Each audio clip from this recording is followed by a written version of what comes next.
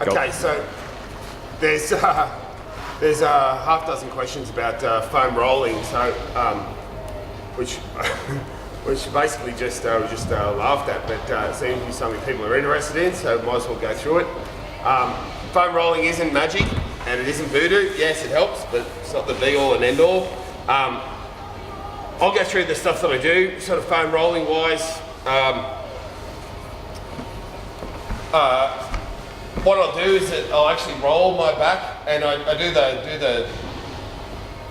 the same thing with everything, every body part that I foam roll. The first thing I look to do is as if I'm painting.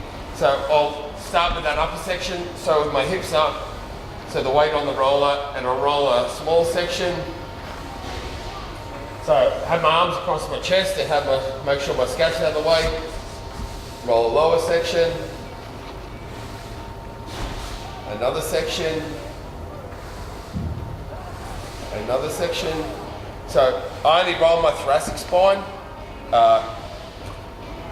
One of the mistakes that I think people make, a lot of people get lumbar problems, pain in the lumbar area. It's usually not lumbar related. It's usually either related to poor hip mobility or thoracic mobility. So you've got a chain and always sort of say the same things. You want mobility in your ankle, you want stability in your knee, you want mobility in your hips, stability in your back, and mobility in your thoracic spine. So I don't want mobility in my lumbar spine, the same way as I do not want mobility in my knee. I don't want it to be mobile, I want it to be stable. So I only do my thoracic spine, I don't roll my lumbar spine. The next thing I'll do is do some mobilisation. So keep my elbows out of the way again, start at the top, and what I'll do is I'll roll back as though I'm doing a mini sort of sit-up over the foam roller. Just move up a little and look to mobilise each area piece by piece. Pretty simple. So that's what I do for my back. I also roll my lats and my teres major. So what I'll do, and trying to hit the structural muscles, postural muscles in my shoulder. So what I'll do is I'll be on my side, arm out straight, reaching out. Same thing again. I'll do the top part first, the middle part through my armpit, and then roll my lats, the upper portion of my lats and my teres major through my back. So leaning back on it, leaning forward on it. Once again, just like I'm painting. See a lot of people, the thing I see most often is people sort of foam rolling their hamstrings.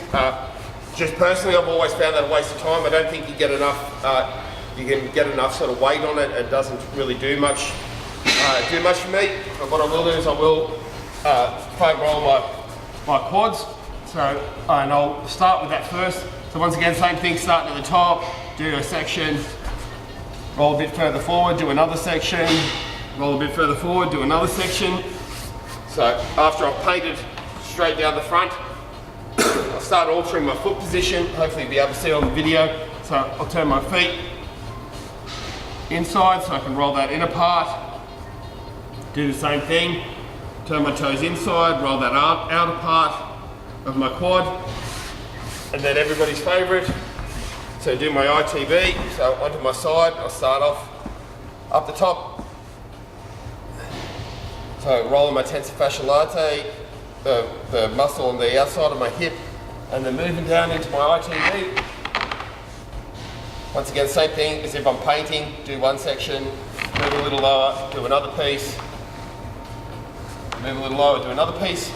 So I'm just trying to get a good cover of paint, do one strip, roll slightly forward, do another strip, roll slightly back, do it again, and keep going by feel.